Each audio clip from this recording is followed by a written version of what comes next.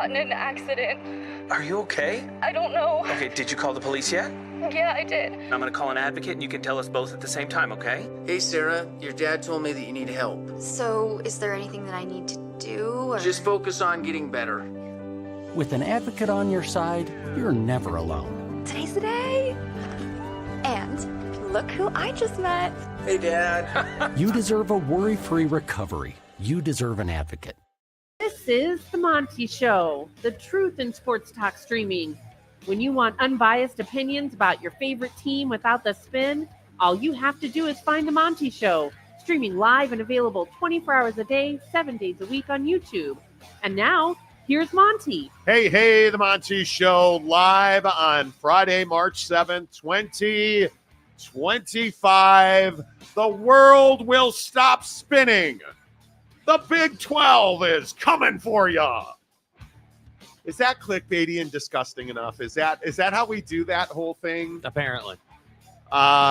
Shocking reports. Is the Big 12 expanding? Is the ACC melting down? Is college football ending forever? No, I'm not doing it. The Monty Show, as always, presented by the Advocates at theadvocates.com, where you get clear, risk-free advice, 24/7, 365 from the best injury attorneys in the business. Referred somebody over to the guys at the Advocates yesterday because of a trip and fall. I'm telling you, the slips and falls, the trips and falls, you get in an accident, somebody rear-ends you, a truck gets, like semi-truck accidents. We talked about it a couple of weeks ago here in Utah. The freeways and the smaller freeways, expressways, and the big freeways just always are packed with trucks in Utah. There's a video of a cement mixer just not stopping and running right through the back of a traffic jam. Semi-trucks, big trucks like that are dangerous. You get into an accident, make sure you get to theadvocates.com. Chat with an injury attorney live online 24/7, 365. Don't forget, we'll be at the Murray office of the Advocates on Monday at 12:30 to donate blood. Join us. Get online, utahblood.org. Select March 10th. And donate blood. We'll give away a $100 Amazon gift card on the spot at their office, 12:30 on Monday. Let's do some shout-outs before we get to Big 12 expansion. Jay Chapman, hello. Pete Forte giving all of us the pro rata we deserve. David Persons, good to see you, David. Darth Sankey texted me and said, I can watch the show from the beginning today. Okay. Tanner Plummer in early this morning. Don't forget, a big announcement. When are we going to make the announcement? I guess it's got to be next week. Probably, yeah. Probably need to announce it next week. I mean, this is your show. Why don't you just make the two-hole call? Show. You know, I mean, Make that's what the it call. says on the wall, the two-hole show. Make the call, two holes. Right. Tanner, good to see you. Matt Ritson, Mike Smith. Is this the Pitt Louisville thing? I want to talk about the Pitt Louisville thing because it's definitely a thing on YouTube right now. I don't understand this. And you guys, honestly, listen, I think I don't do the whole, oh my God, in 5 years, here's what is going to happen. Do you understand that we're just 2 years past the Pac-12 melting down? We're going into year 2 of an expanded Big 12, an expanded Big 10. Do you know how different college football will be in 5 years? I keep talking about it, and people in the comment sections don't seem to quite grasp the gravity of the Department of Education going away. Do you know how much impact that is going to have on sports? If the Department of Education goes away, and you're talking about, number one, Title IX eliminated, you're talking about things like science-based education programs, which is a major initiative of the current administration, being eliminated. The federal government will not fund any education program based on science. That's being eliminated. So all the grant money, all of the scholarship money into those departments, eliminated now. So you have a completely different structure of how the government funds education and the basis for that. So you have a lot of institutions that are going to lose money. They're going to lose money because what's going to happen to their enrollment? Their enrollment's going down.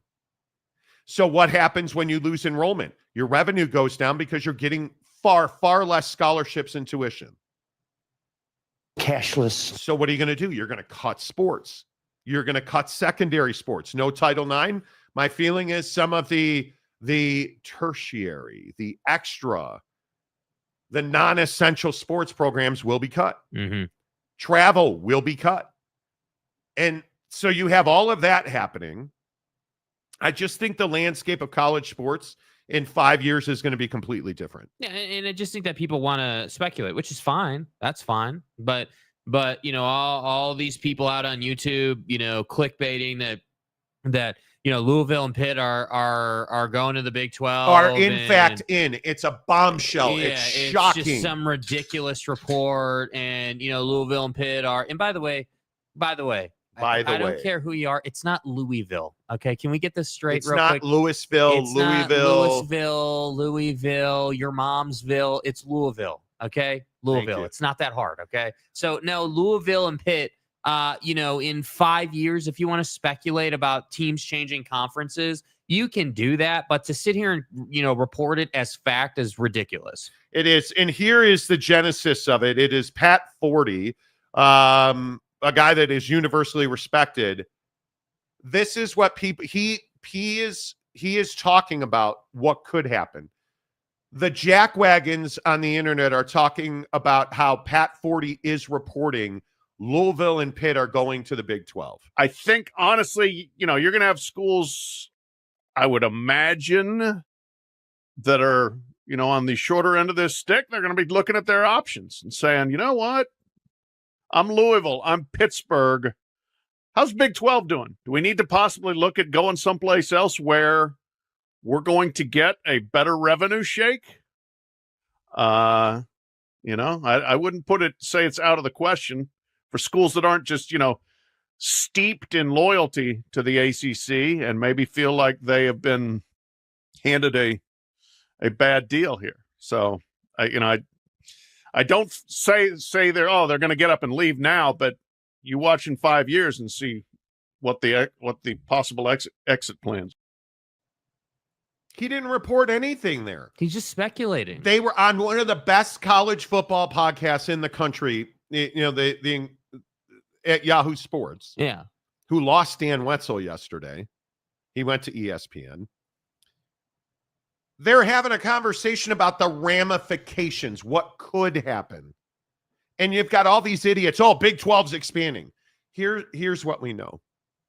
Here are the facts about Big 12 expansion with the ACC.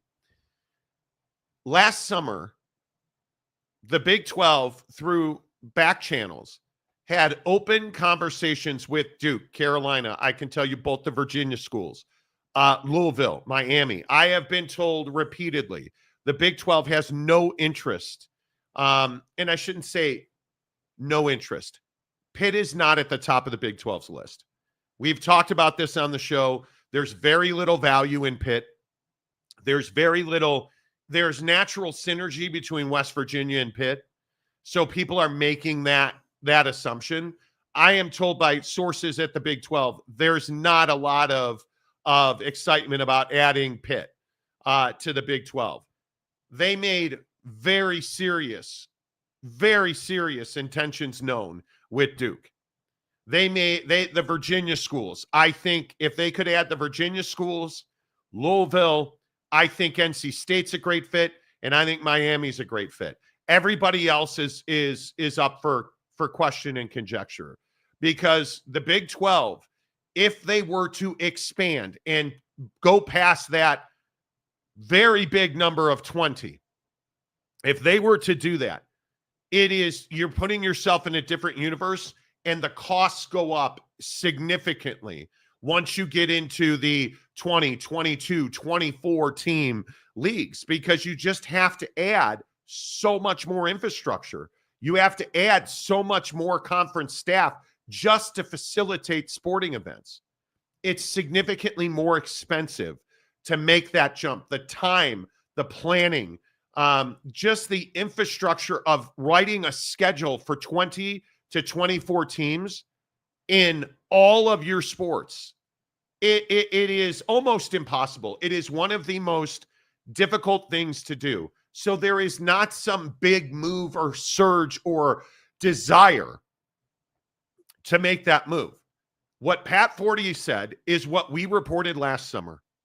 If the ACC were to come apart, like a SpaceX rocket ship over the Caribbean. I said a SpaceX. First of all, it's the Caribbean. Thank you. If the pirates in the Caribbean were eating caramel, if the pirates of the Caribbean. Anyway, my point is, if it came apart like a failed SpaceX launch, I could see, very clearly I could see, the Big 12 adding schools from the ACC. I could see the SEC and the Big 10 doing the same. Mm-hmm. That's not happening. There is no reporting that that's happening. Nobody is saying, hey, what is everybody saying? It's possible. I would imagine. What if? That's what's being talked about. There is currently, and I've asked the highest of high executives in the Big 12, hey, is there a movement afoot to add teams? And the answer is no. Yeah.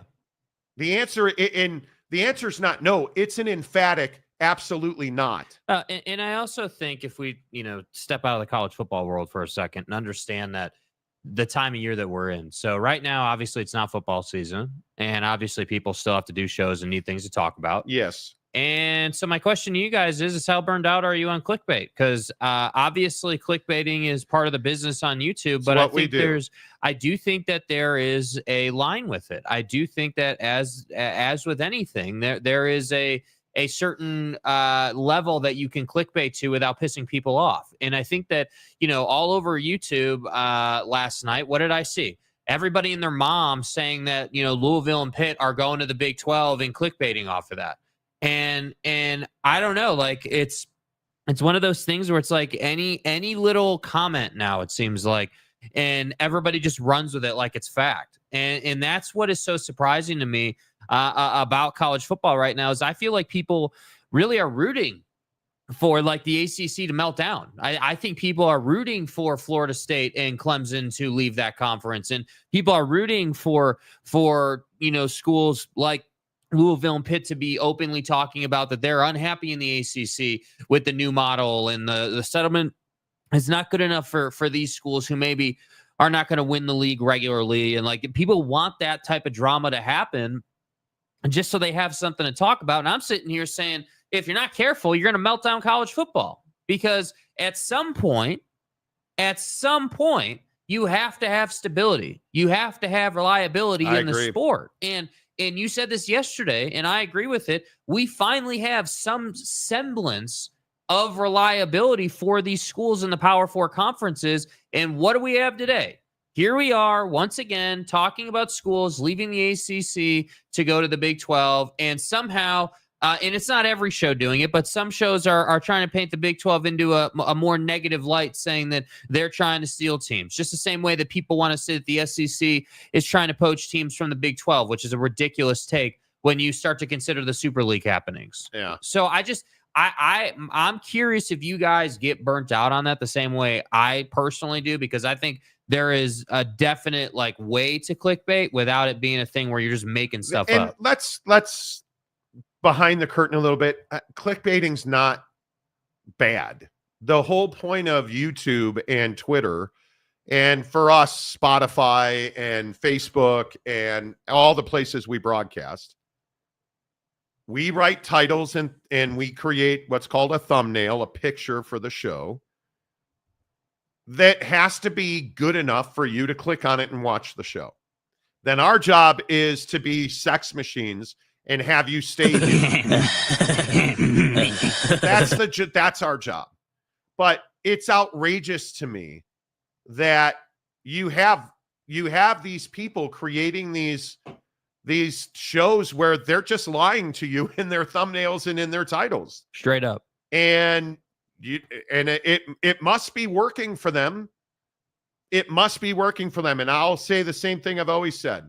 I don't watch other shows. I don't. I occasionally catch 365 in the afternoon. I don't watch, like Jim Rome's flipping time slots has taken him out of my ecosystem now. Like it's just not on my radar to watch Jim Rome in the afternoon. It's not. I'm sure at some point it will become that. Right. And I'll get back to watching Jim in the afternoon. But I just don't I don't watch other shows. The hysterical part is how many DMs I get with, hey, did you hear about what this guy said? And hey, this guy's entire show is about you. I love that. But I'm telling you, this thing about the Big 12 is not trying to expand. The Big 12, from what our sources have told us, the Big 12 is not talking to anybody in the ACC at this moment. What this settlement in the ACC did, and I hope people understand this, it brought calm. The water is quite glassy right now. Mm-hmm. Nice and smooth, no wake. And I think it's going to be that way for probably 6 months.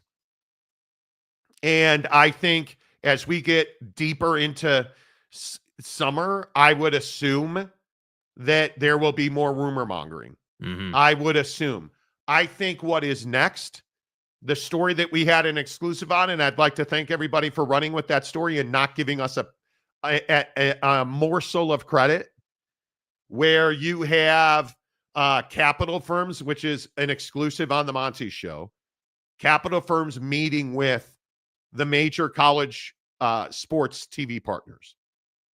All of them have met with the big capital firms that are trying to essentially fund and power a new football entity. I was told point blank the other day to stop calling it a super league. A super league is not it. I don't know why that become a taboo term. What are we supposed to call it then? TV executives hate the term super league. Why? I don't know why. The jargon that they are using is a new college football entity. Okay. Right? Can I just take 1 second and say, okay, if it makes you feel better to call it a new entity, neat, dude. I'm going to call it a super league. And if that pisses you off, fine. Yeah. You are talking about taking. So let me get this right. You're talking about right now, private equity firms with billions of dollars talking to the TV partners in college football to get on the same page about opening up current TV contracts and opening up those situations so that you can form this new entity with all the Power 4 schools, essentially. Obviously, there are going to be some that are not involved, don't want to pay, but most of the Power 4 schools. Like, you're forming the logical term would be a super league because you're forming a new thing. Like, I think what is, and you, if you watch, and I would tell you, hey, watch at your own risk. The BS about how the ACC had their grant of rights abolished, they didn't. Do you really think the ACC, and if you can be objective, I would encourage you to be objective. Do you believe the ACC made this deal to allow teams basically to leave for the 2030 season? Because that's the sentiment on YouTube. Everyone's saying, hey, they did this settlement. Now everyone's going to bounce in 2030, and that's some massive win for Florida State. Which I think Florida State absolutely got what they needed. Not what they wanted. But again, I will tell you, and now it's amazing to me, people are sending me video links of The idiots who do these little shows talking about how, the Florida State would have been in financial ruin if they'd have left the ACC. Well, where do you think they got that? They got it here. It would have been a financial disaster. Yes. As I have told you for weeks and months, for Florida State and Clemson to leave the ACC. They were never trying to get out of that league. Because remember what everyone said in the beginning. Oh, well, they're trying to leave the ACC because they're going to get to the Big Ten, and then that evolved to they're going to get to the SEC, right? And they're going to make all this money. And that evolved to, hey, they're not getting into those leagues, and there's nowhere to go. So now we need to sue. Florida State's going to the Big 12. Yeah, and remember that there was the Big 12. Yeah, there was the Big 12. So my point is just that everyone right now, the narrative being pushed by not us. We're definitely not pushing the narrative that everyone's leaving the ACC in 2030. But everyone wants to say, oh, it's going to be Armageddon in 2030, and the ACC is going to burn down and it's over. Like, okay, cool. If you want to live in that drama world, that's fine. I'm not saying that schools aren't going to move. We know that realignment is always top of mind constant for schools. We know that, whether it's the Pac-12 in Memphis, whether it's Louisville and Pitt, like whoever you want to look at, bro, it's always on top of mind. But you have to understand how the process works. And I'm telling you, this new entity that's being formed is going to totally change how people are looking at realignment in whether they even need to talk about going to the Big 12 or wherever, because this situation is probably going to happen. And the truth is, here's the truth about where things stand. If I am a bottom feeder in the ACC, I'm not happy today. But you agreed to this settlement because you picked the worst team in the ACC. Where are they going to go? Yeah, they have no choice. You're going with it. I think for Florida State and Clemson, it makes them exponentially more money than they were going to make. It is, by any definition, a financial win. They're not leaving the ACC today. They're not. Yeah. They're not trying to leave the ACC.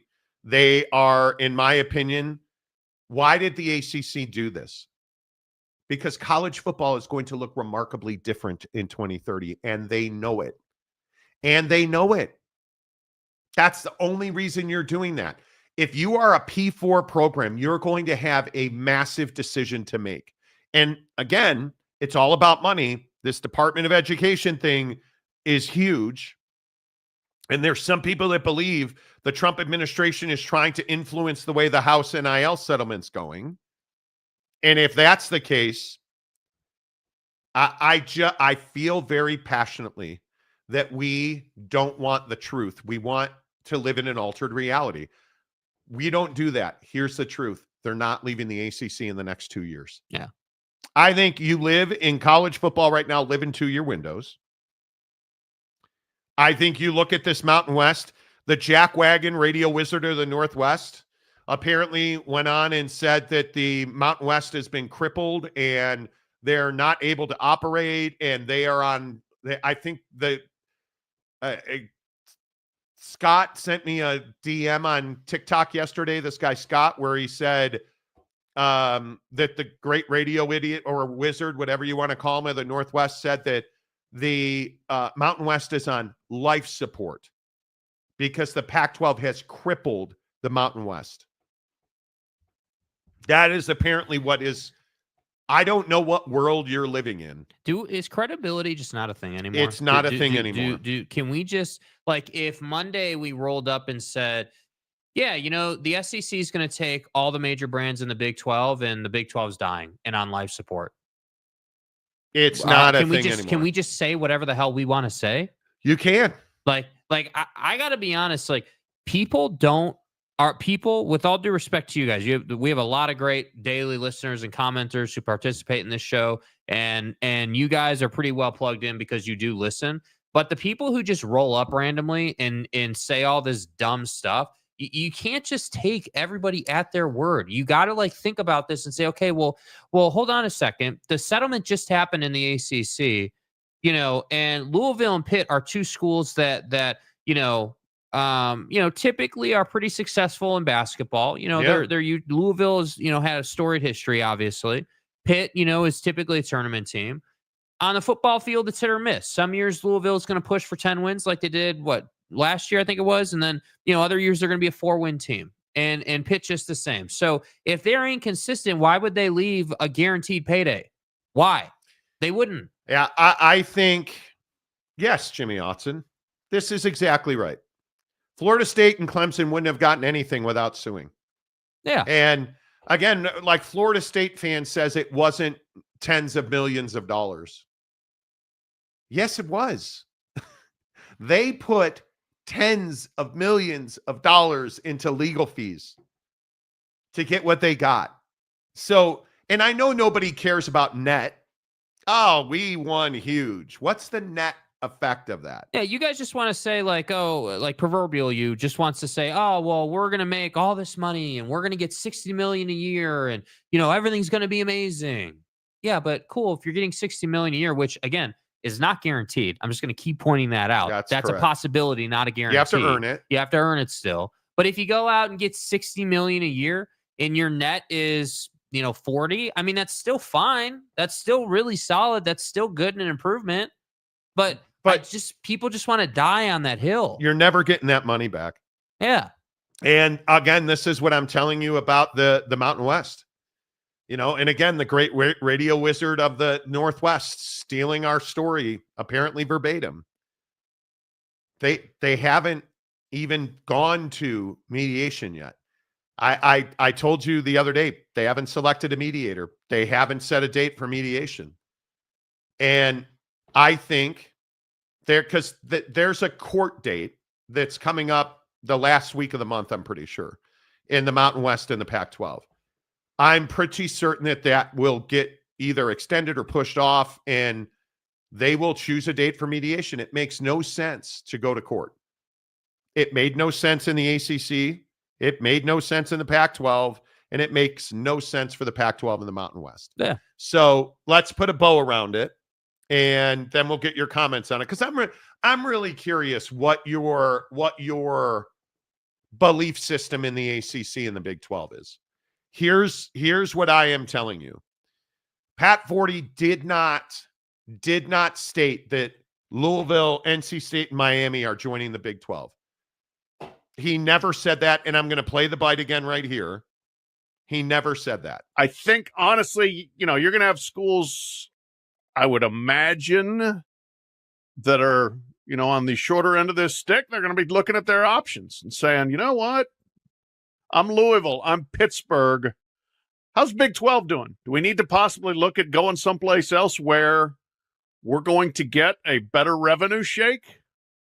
I wouldn't say it's out of the question for schools that aren't just, steeped in loyalty to the ACC and maybe feel like they have been handed a bad deal here. So, I don't say they're going to get up and leave now, but you watch in 5 years and see what the possible exit plans.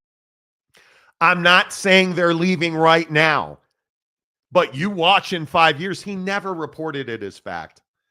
I can tell you, having spoken to people around college football directly involved in these conversations, Big 12 expansion is not real right now.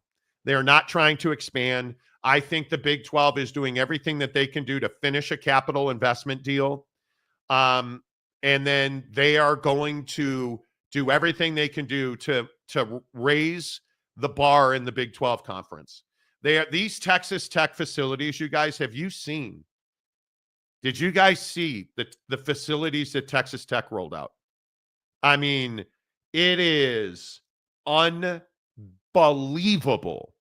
how good of a renovation they did in Lubbock. I can't even believe it. It is these are some of the nicest facilities in the country. Yeah, dude. Not in the Big 12, not in Texas, in the entire college football landscape. What Texas Tech has built in Lubbock is nothing short of sensational.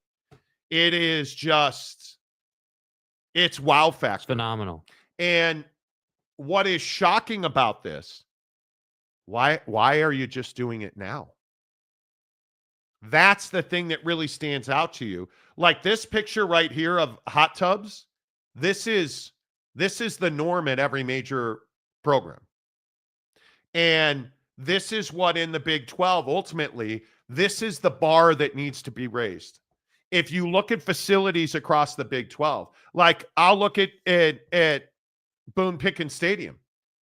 That's not the bar anymore in the Big 12, right? You look at how the job that Texas Tech did, you look at the job that Utah did, BYU's facilities, like you're bringing in new blood and raising the bar. And now, obviously, what they did at Jones AT&T, and this is not, they didn't just say, okay, well, 2 weeks ago, they said, well, we better improve our hot tubs. This is a years-long process.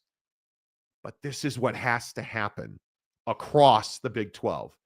You have to continue to raise the bar so that you have state-of-the-art everything. And we joke with like Oak State James about IPS and indoor practice. You look at what Utah's got. Utah's got a state-of-the-art facility. Their training and body work areas are their student athlete facilities. The facility in Provo at BYU is I've never seen anything like it. Yeah, it's an NFL facility. The facility at Utah is an NFL facility. Now you look at the situation at Texas Tech. I mean, you are watching quite literally the haves and the have-nots. Do you understand the momentum that Texas Tech has? Yeah, they're in a great place, man. Do you guys understand the sheer upgrade in talent on that roster that is now going to reap the benefits of the millions of dollars they spent on this renovation? Texas Tech is doing exactly what you should be doing. So what do we have now? We have BYU absolutely exploding in basketball and football. Yeah. You've got Texas Tech transforming their roster and their facilities. What are you going to do, Oak State? What are you going to do, TCU? What are you going to do, Baylor? Better have an answer. What are you going to do, West Virginia? What are you going to do, Houston? What are you going to do, UCF? This is now the reality. And if we take anything out of the settlement in the ACC, anything out of the recent years of realignment, it's an arms race. It is absolutely who's got the biggest wad in their pocket and how are you going to spend it? Because, and again, I know people rip me for being a Notre Dame fan. I have the facilities at Notre Dame are state of the art. The facilities at Michigan, Ohio State, the new facilities that Michigan rolled out with that lock. Dude. I mean, I just think that the formula to winning college football right now is NIL money. You know, just the size of the pot of money you have to work with. You know, facilities. Your recent, I would say, last 2 to 3 seasons worth of success. Are you a school that is in the college football playoff regularly? Are you a school like Texas Tech that probably has college football playoff aspirations, but just hasn't been able to get it done yet, but are definitely moving in the right direction? Or are you a school that's really struggling and you made this investment? And I think that's the thing. Right. That's the thing that, when you talk about winning and trying to move forward, you have to understand the formula. And if you're not, did your balls just drop? You're watching it. Right, T. Look at the hair growing on his chin. You're watching history. Are you kidding me? You're watching history, dude. Wow. It's just totally incredible. Shocking growth moment on the Monty Show. Just incredible. Amazing. All right, let's get into the comment section on the Monty Show presented by the Advocates. Don't forget, a big day Monday. The Advocates are having a blood drive. If you are not in Utah and you cannot join us at the Advocates office in Murray, Utah on Monday from 10 to 2 for their blood drive, please consider making a blood donation. Please give blood. Every 3 seconds in this country, somebody has to have a blood transfusion. Every 3 seconds. That's why the advocates are so amazing. Are they great injury attorneys? Yes. Do you get clear risk-free advice? Yes. Look at all the good they do in your community. Look at all the good they do. It is remarkable. If you're in a wreck, if you get hurt at work today, get to theadvocates.com where you can chat with an injury attorney 24/7, 365, and it won't cost you a dime. All right, Jay Chapman, UNC thanks Clemson and FSU for paying all the legal bills for them, essentially. That's right. It was supposed to cost $500+ million to leave the ACC and still not have the media rights. A Florida State bro argued with me about that the other day. Well, $500 million would have got their media rights. No, it wouldn't have.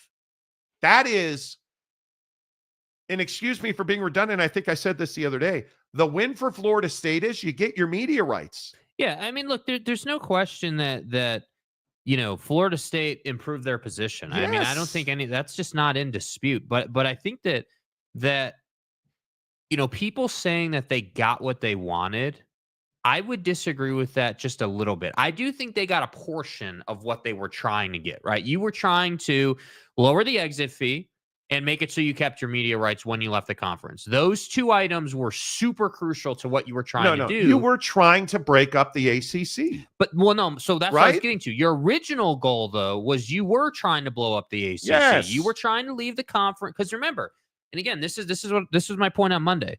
The whole goal of Florida State, and then Clemson got on the bandwagon, was, hey, we're going to get 10 members in the ACC to agree to blow up the grant of rights unless you do this. That was the hostage negotiation take out of Florida State, right? That was the original plan, right? That was the original strategy. Yes, it was. And then remember what happened, because I don't want people to forget this. What did the ACC do in response to that? The ACC said, okay, tough guy, here you go. Why don't you come to Tobacco Road and look at the grants of rights yourself? Because there's no way you're going to get 10 schools in this conference to go ahead and agree to blow up this grant of rights when it's paying Louisville and Pitt and all these other members really good money for the level that they're at as an institution athletically. So the ACC essentially said, no, here's the bird. Go ahead and do what you're going to do. So then what did Florida State try to do? Florida State immediately pivoted to collusion with ESPN and tried to go that route. And then that didn't work. And then they got pigeonholed into suing and saying, hey, we're going to go ahead and sue and make this happen. And we're going to force your hand. And this is so you did get some of what you wanted for sure. It's a win that the exit fee is so much lower. You keep your media rights. It puts you for a year, I think, or so. It'll put you on par with SEC income. Yeah, you're going to make more money. That's great. That's probably the biggest thing. And whether it's only a year you're on par with the SEC or whatever, like you're still making more money, which is great. But let's not characterize this as like a sweeping win, because you didn't leave the conference. You're not in the SEC. Like you didn't blow up the conference. Like that's not what happened. And I think that's what we like to forget. Yeah, I agree. I think it is. There's no, as Jimmy was saying, there's just no doubt. In 5 years, it'll be an unequivocal win. Yeah. But did you really, other than the money that you're going to make per year if you win and you have TV ratings and right. Yeah. In 5 years, if there's a new entity, a super league in 5 years, did you do anything other than make yourself more money? Which ultimately at the end of the day is probably what you want. You didn't. Yeah. You didn't blow up the grant of rights.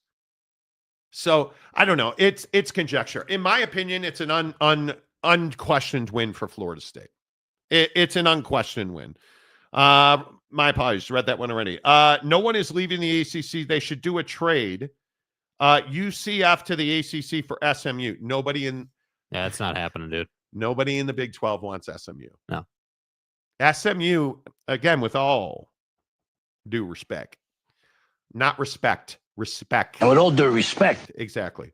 SMU is not some huge valuable property.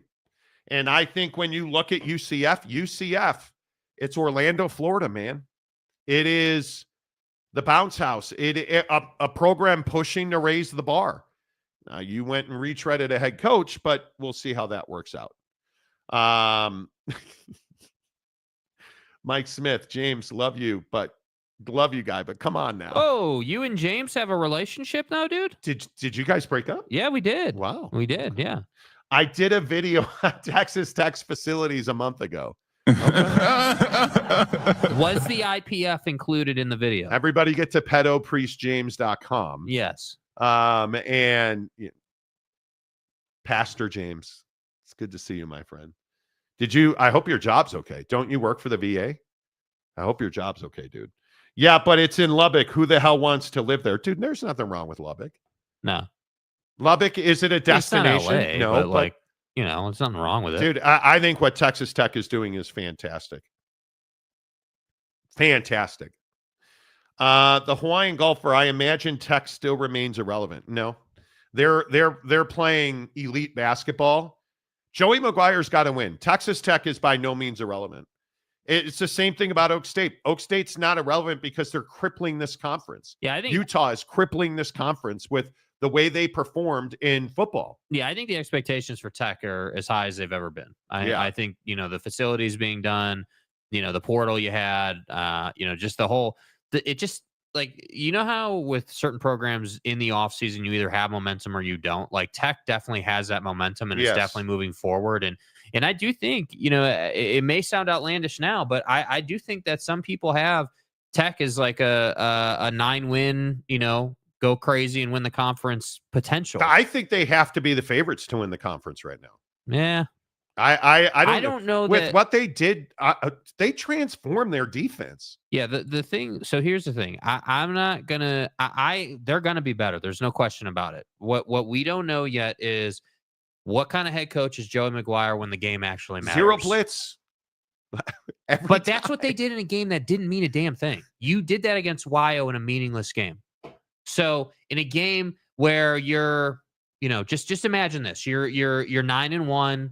You're sitting on top of the Big 12. It's end of October, early November, and you're trying to make you're in BYU's position with 3 weeks left to go, and you got to win out. Can Joey McGuire and company get that done? Yeah. Why are you guys hating on Lubbock? Chewy. Lubbock is nothing but desert and tortilla tosses. Well, Monty, the tortillas are Chewy. real dusty out there, man. You're a stud. The awkward guy. Okay, well, this is true. But I think Texas A&M, has Texas A&M not made it very clear, another former Big 12 school, have they not made it very clear that they're in to win? You go hire Trev Alberts, man. That you're spending bread. But again, they're in the most competitive conference in college football. I would agree. Isaac Dorst. Hey, Dorst. Hey, Dorst. Hey, Dorst. Drost. Oh, excuse me, Drost. Oh, hey, Drost. Oh, okay. Texas Tech facilities are insane. Definitely stand out at the top of the country. And Oak State, James even said so. So TCU renovated and got state-of-the-art facilities almost 10 years ago and never got credit for anything. And now they're not state-of-the-art. No, they're old. Yeah. Mick Stevens, the deck is still stacked against Texas Tech. How do you figure?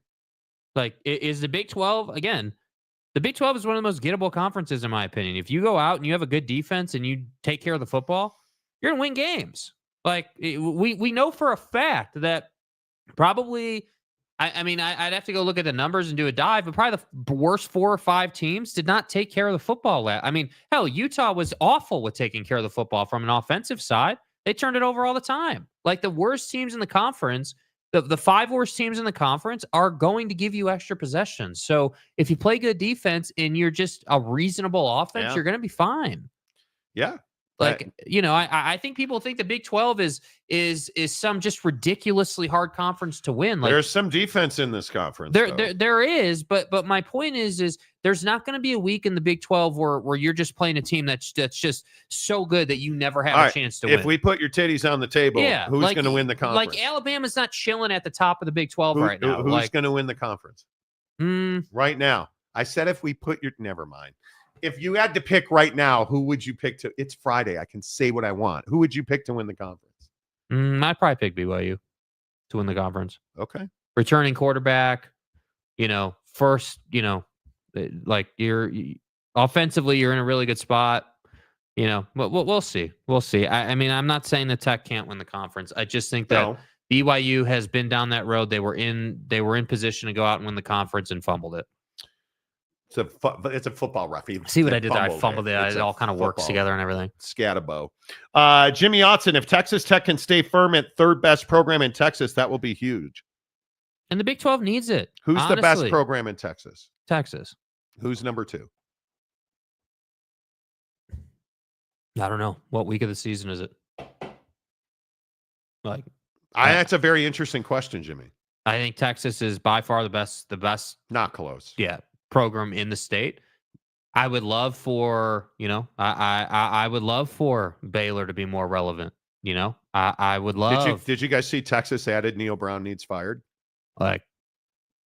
I would love for TCU to be more relevant. I would love for Tech to consistently be more relevant. I think Tech should be the second best, but Baylor should be the second best.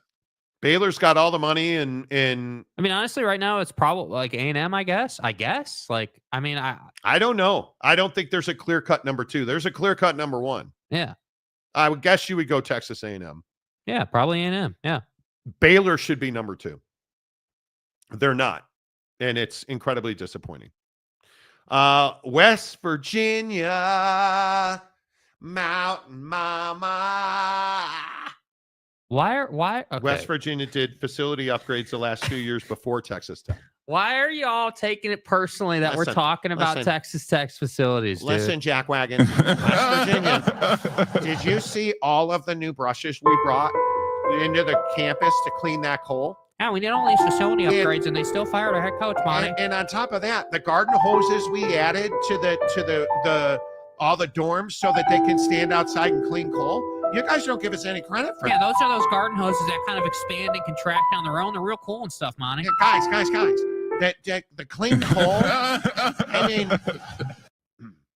the Rich Rod Clean Coal Initiative is really starting to take off here, Monty. I freely admit, I am a bad person. I freely admit that, and I have no. You're a homer is the first part. I am. I do tell. Chewy Gonzalez. Texas Tech can upgrade all they want. Joey McGuire's ass is still on the line. If there's a dude in a jackpot who's got to win, it's Joey McGuire. F around and find out. Dude, you better play for the conference championship this year. You better. Because if you don't. You better. Yeah. Stadium guy James, Baylor just improved their IPF. Well. Oh, my God. Dude, is this not the perfect combo for James? Breaking news happening in Waco, Texas. The IPF is the best in the world.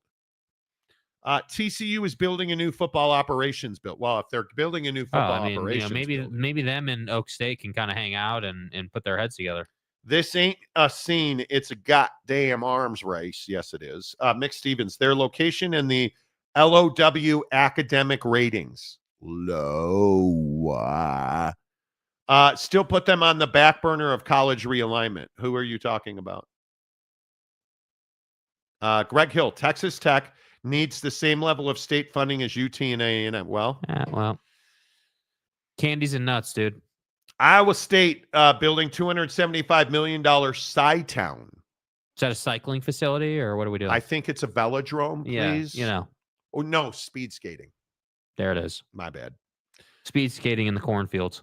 Ferris Khan, no one cares. Ferris, why did you say to get? Did you? Let me just take a shot in the dark Ferris here. Khan, dude, you've been here 1 minute and you got filtered already. Let me take a shot in the dark here. What did you do? You probably rolled out a Michigan take and cursed in that Michigan take. Bro, how do you get fit, bro?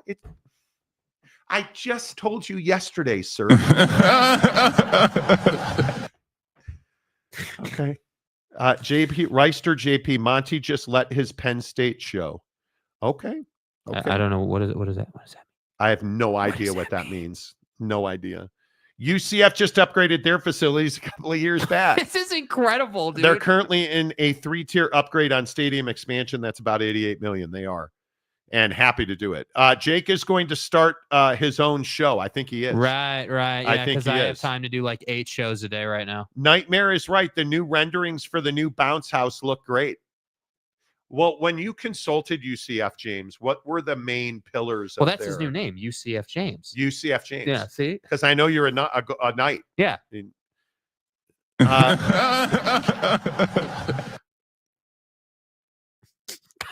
Sidetown is going to be awesome. They're going to make their fan experience so much better. Yeah, at the cycling track and the speed skating facility, it's going to just be incredible. I mean, they're going to have 10,000 seat facilities. I'd like Monty and Jake to give their explanation of something that plagues me. Oh boy. Oh dear. The Brian Kelly syndrome. Here we go. Oh dear. Oh my God, dude. Should I allow should I allow Seth Hatmaker, who makes hats, to gaslight me this morning? Like, why would you bring up that scumbag's name? Why would you bring up the fake Southern accent guy? Right? Anita Dick and me. Yeah, I don't understand it. like, why would you show up here today and say such a hurtful thing like Brian Kelly? I mean, this is a bannable offense right here. How does a coach put a school like Cincy on the map, but perfect mediocre at bigger schools? Because he's Brian Kelly.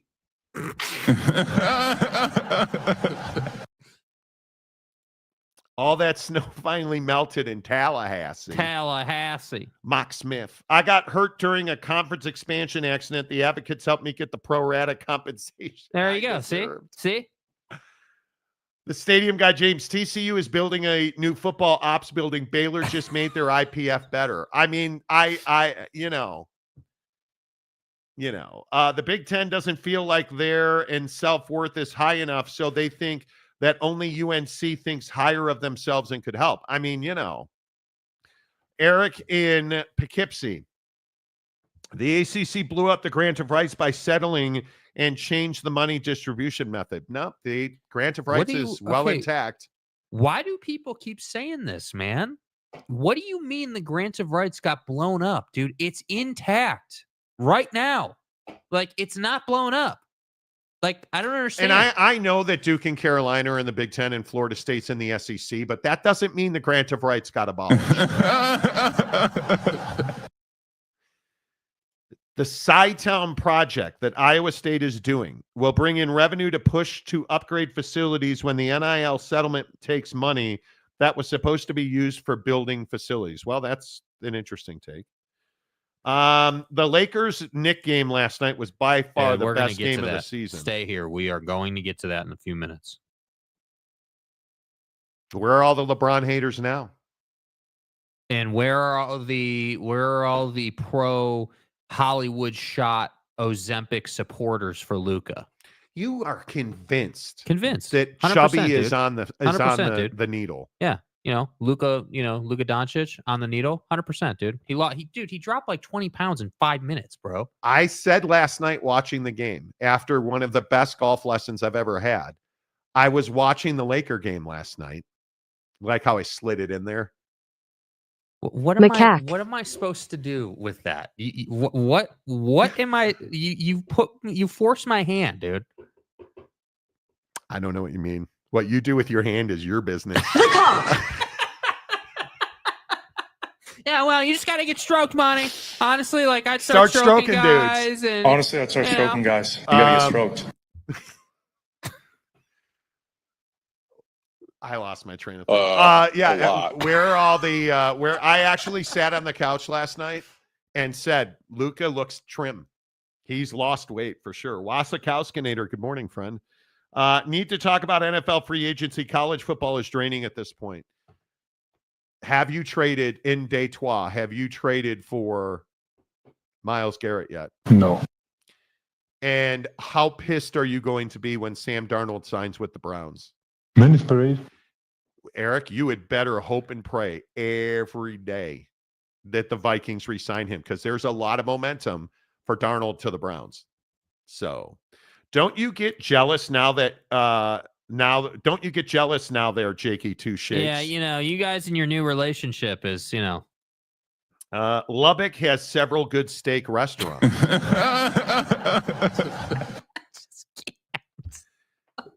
Just keep going, James. This is what we do. Greg Hill, TCU will die before it votes SMU in. I literally think they will. What do they call it? Ritual, the Ronin suicide thing. Let's get on Google Seiku here. or whatever. Ronin suicide ritual name. Yeah, that's what we're talking about. Seppuku? Seppuku, thank you. On Miami Vice yesterday, the episode was about the Yakuza and in the IPF we're gonna talk to the Yakuza and it's gonna be awesome, man. Yeah, Mike Smith. I would take Lubbock over El Paso any day. 100%. What's wrong with El Paso? Why are we hating on small town Merca?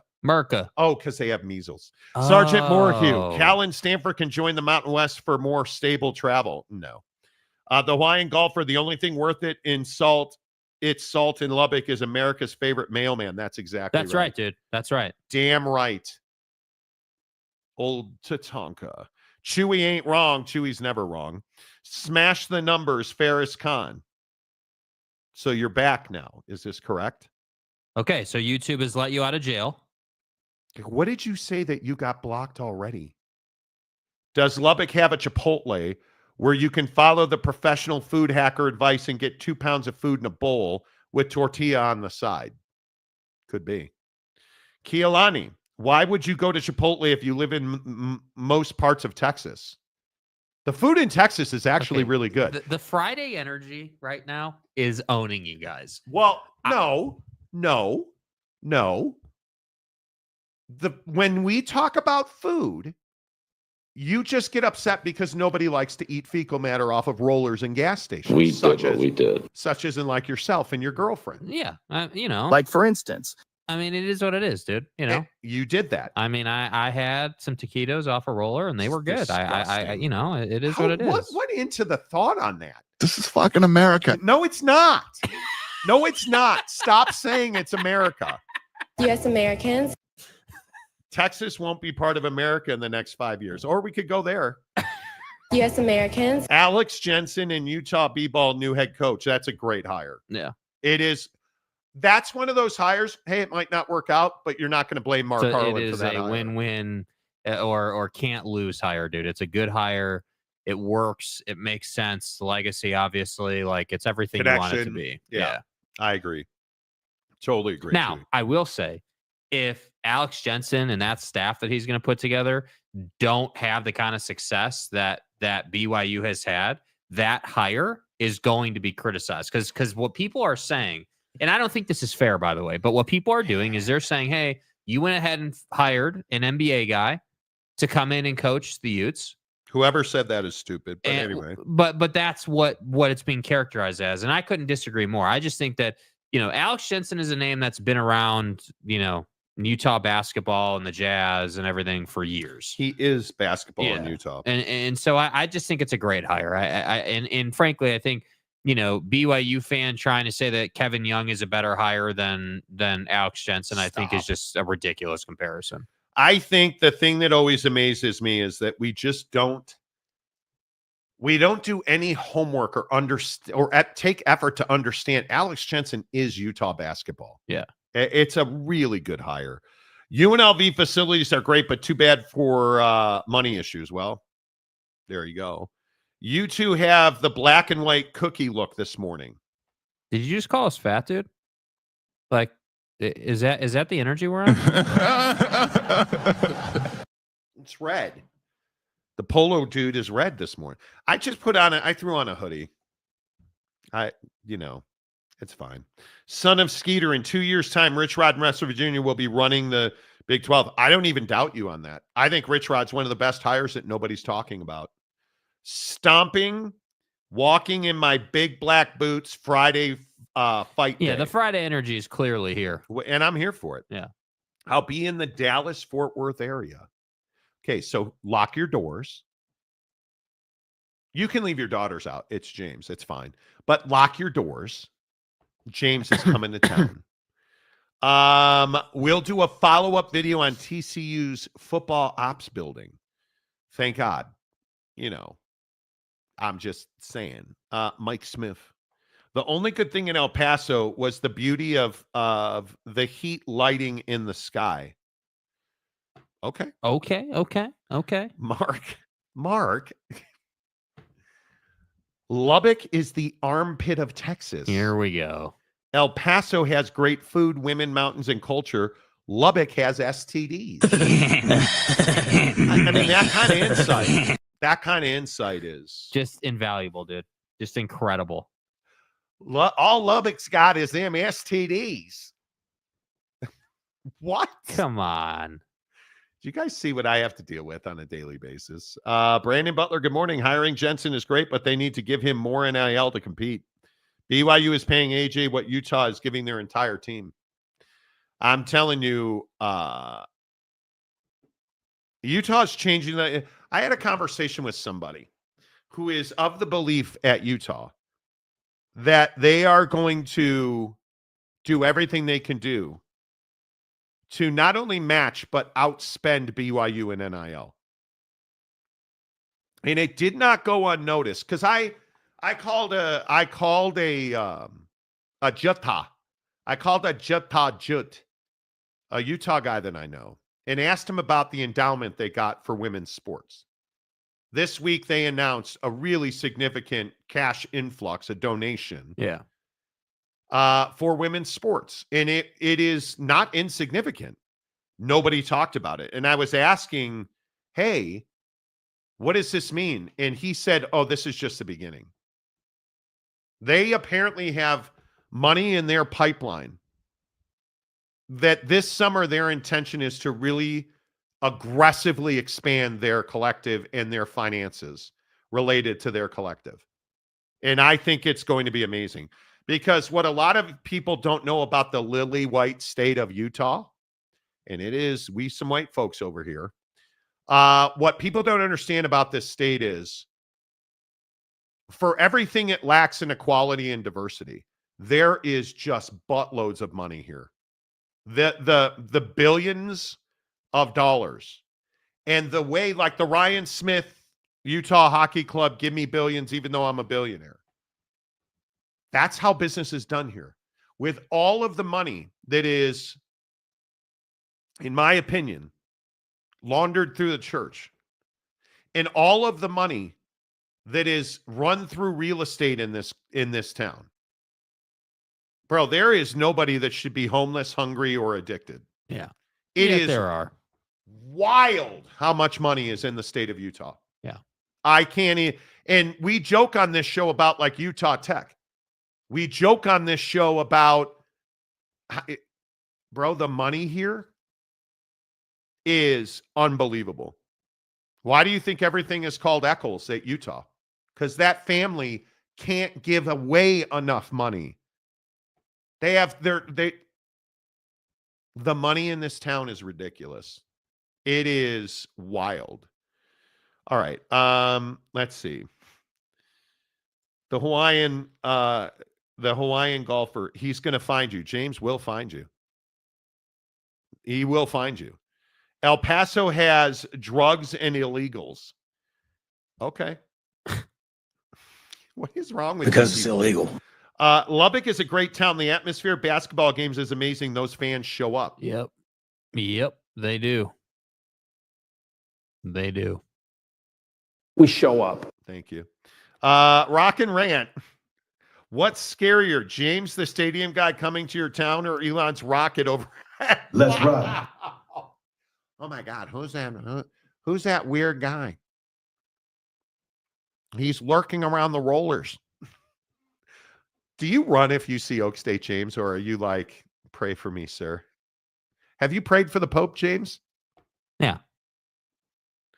Raider rash, anyone? Is that like an STD? Fort Bliss basic training in the summer always gives me bad memories of El Paso. Okay, well, at least you have a good faith basis for saying El Paso sucks. Because they make good taco shells. They're old El Paso taco shells. Okay, I'll move on to David Persons. My prediction for the Big 12 championship game this year, Tech versus TCU. Listen, obviously drugs are prolific in Texas. And if you want to live in a hallucinated Cocaine is world, a hell of a drug. hey, man, do you just get into your IPF and do you? You know, I can see that, Mike. 100-degree heat is no joke. And Texas heat is different. Texas heat is different. You know, it is not the normal. Of course they show up. There's nothing else to do in that town. Come on, bro. Gosh. We stereotype so many people. My God. If Oak State James' ass is in good condition, he can visit. If not, watch out. Wow. Yeah. Dude. If he's still leaking back there, probably ought to stay home, James.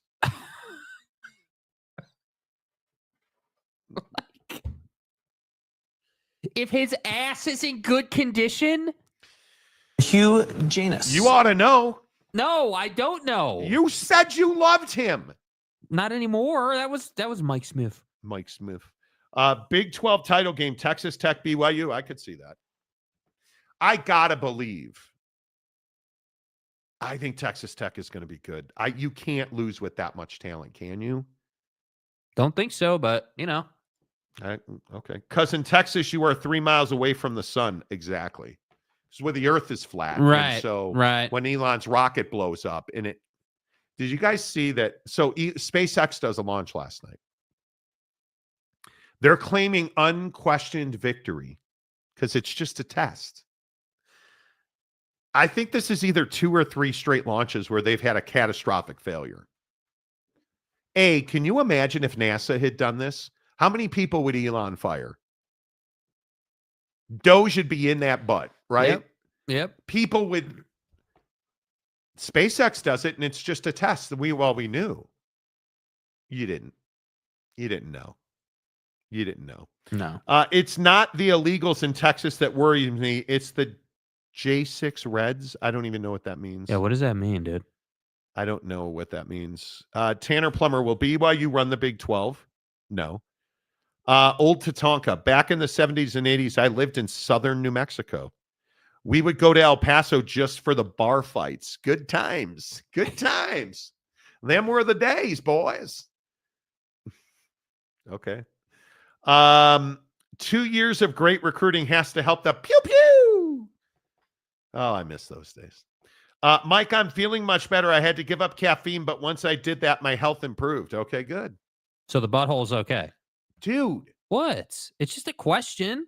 Hugh Janus. What is wrong with you? Well, I'm just asking a question. I don't see a problem. Jeremiah Champion. What's up, dude? I am not sold on Texas Tech. This year, portal was weak. Okay, just stop right there. Next comment. Facts. Elon says failure for me, but not for thee. 100%. You can't tell me that what happened with SpaceX last night was not a catastrophic failure. It was. Did you guys see that they had to close airline traffic over the Caribbean and South Florida? Because SpaceX did a launch. The capsule exploded. And what were all the videos of SpaceX putting out? Oh, the rocket boosters landing. Well, that's cool. What about the ship that blew up? Idiots. Spring break next week. I need this just as much as the kids do. I bet you do. I bet you do. If you got to El Paso, just go across the border. I ain't.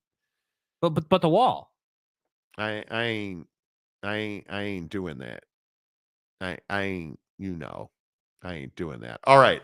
Hour number 2 of the Monty Show is always presented by our good friends at Prize Picks. Bet you weren't expecting this one. This guy. Now, let me sit up straight.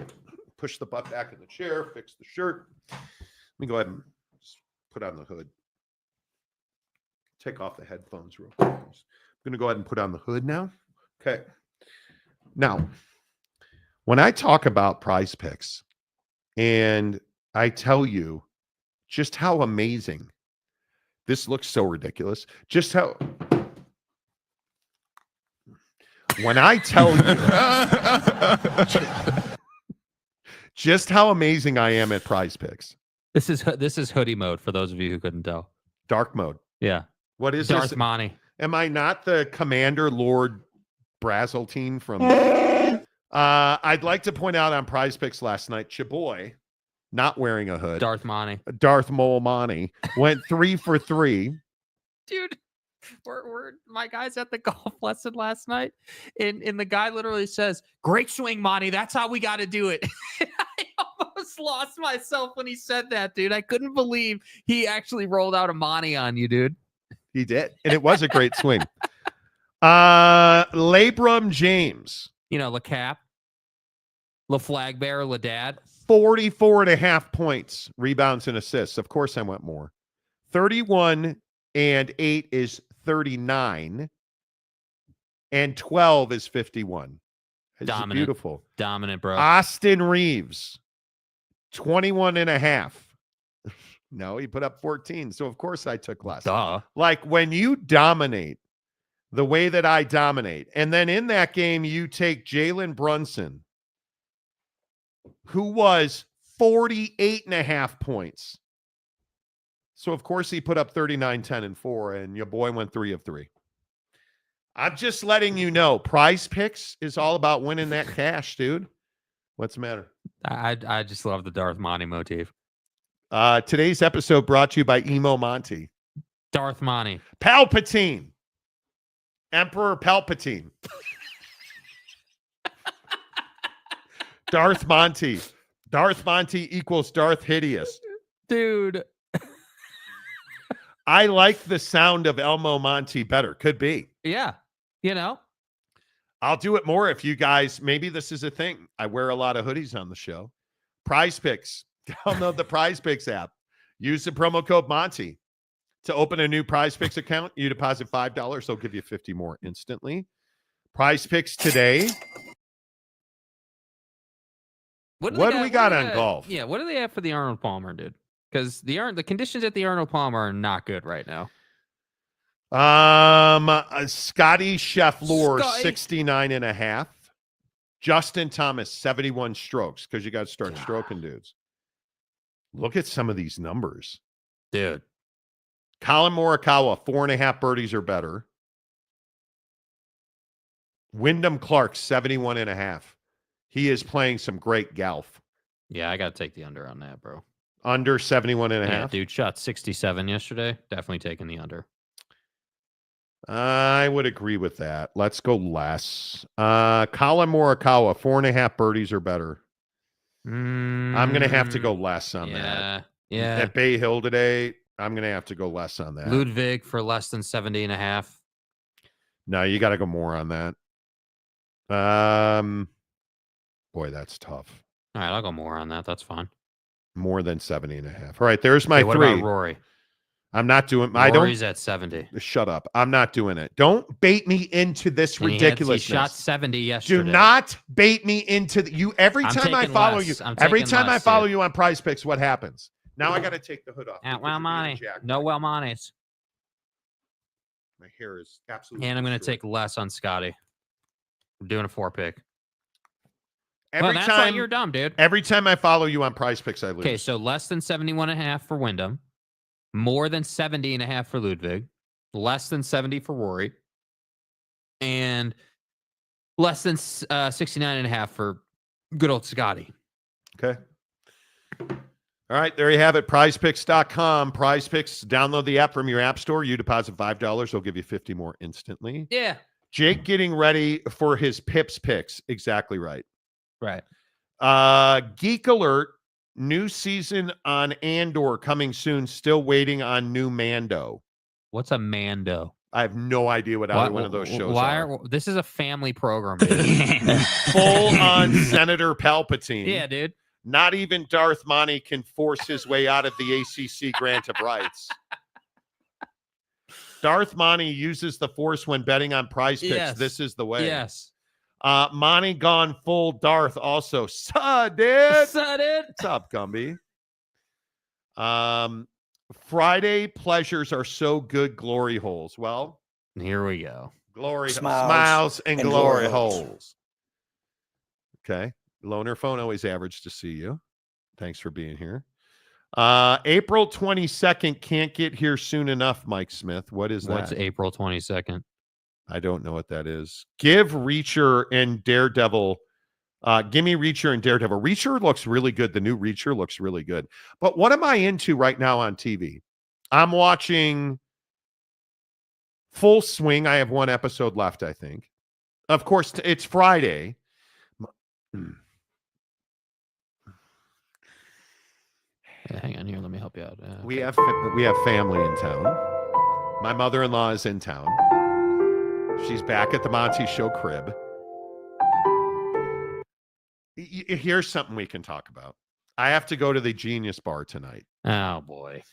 And it'll work now. I am guaranteeing you it'll work perfectly now. No, it doesn't. There you go. See, like my flashlight won't turn on. Oh dear. Oh my. I have to like really hold the button. It's on. There you go. My flashlight's not working right. Shut up. My flashlight's not working right. The microphone on my phone is really fuzzy. Yeah. So I have to go to the Genius Bar tonight. Not ideal. Not ideal. Is Bucket of Bullets in town? No, he's not. Paradise is really good on Hulu. Haven't seen it. So I just usually don't have all this time to be watching all these shows. But I watch shows on Friday night. Usually is Chicago PD night on the cock. That's usually when I watch that episode because it comes out on Thursdays. So you're full on Miami Vice on lunch. You don't even do Chicago PD on lunch anymore. I've seen every episode of Chicago PD at least twice. Yeah. Dude, the greens at the Arnold Palmer are insane. Incredibly hard as a rock. Just insane. But what's making the Arnold Palmer tough? The rough is crazy long. It's Torrey Pines rough. Yeah. It is. I think this is playing more difficult than Torrey Pines played. Keegan Bradley agrees. Did he say that? He said that, yeah. He said he thinks it's harder than Torrey. I can't believe how long the rough is. It's wild. Reacher has been good. Amazing that the new bad guys make Reacher look small. Okay. I'm not sure, Matt, but thought I heard it was a no-go, Matt. What are we talking about? Is West Virginia is not having a spring game. No. West Virginia is not. I'm certain of that. Ferris, what did you say to get banned? Because now you're back, so you must have gotten just a timeout. Andor is a cool name, and/or eventually the storyline has to stop Rogue One's timelines. What is? I don't know what Andor is. A spinoff on Star Wars for their shows. It's a Hulu, I believe, Hulu spinoff. Okay. Kind of like the new Dexter more than I thought I would. Do you really?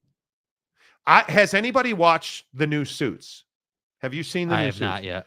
I actually, Mrs. Monty and I have watched both episodes, and I think we're getting more. The episode, they're doing this thing where they're like 20 years ago.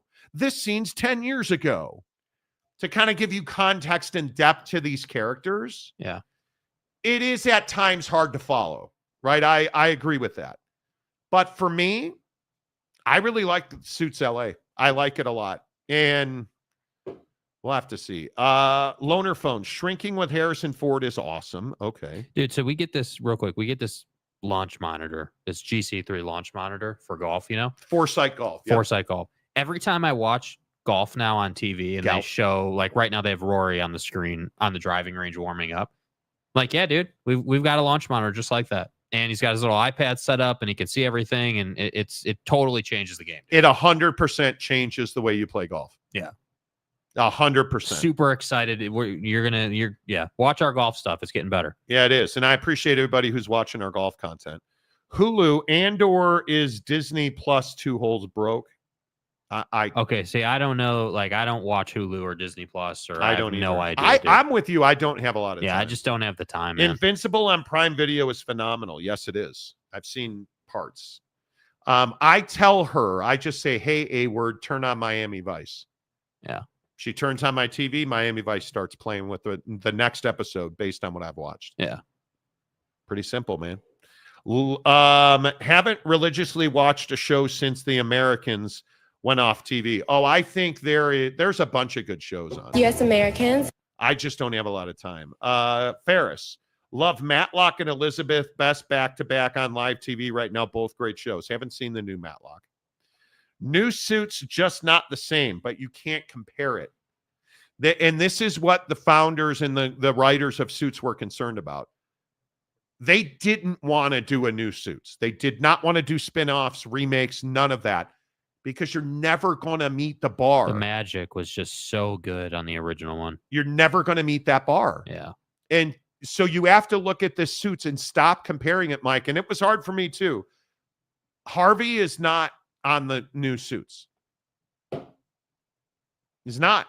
And comparison is the thief of joy, dude. I like the characters on I like the storyline. Is it a must watch or not? If you're a Suits fan, I think it is a must watch, but you cannot compare it to the old Suits. Don't do it.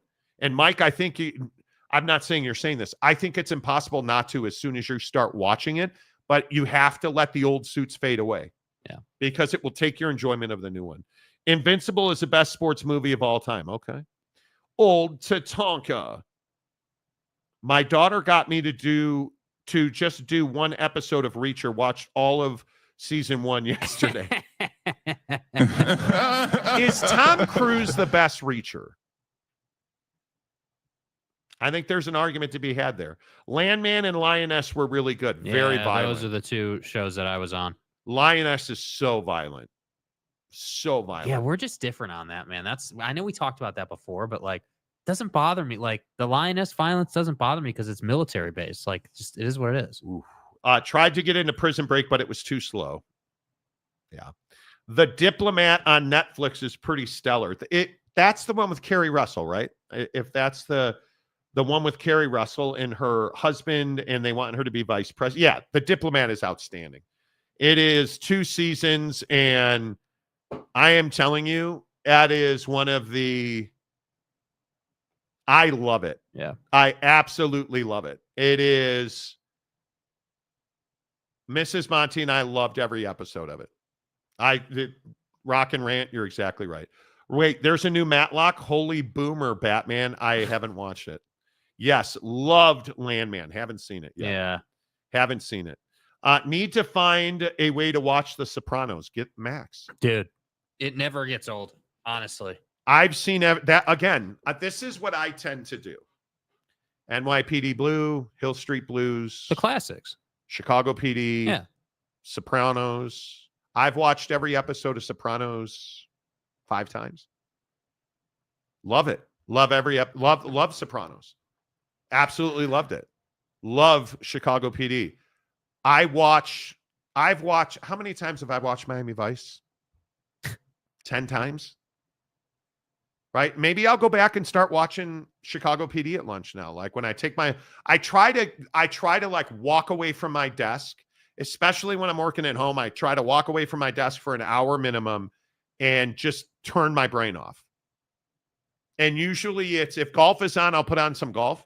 Yesterday, I'll be honest with you, I took like a 20-minute nap, and it was the worst nap I've ever had. Yeah. I woke up and I was ready to go to bed. Yeah. You know. Oh boy. The Lions have agreed to a 3-year, $25 million extension with Derek Barnes.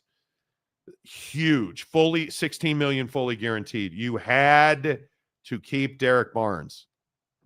You have to win with defense in Detroit. So that's a great one.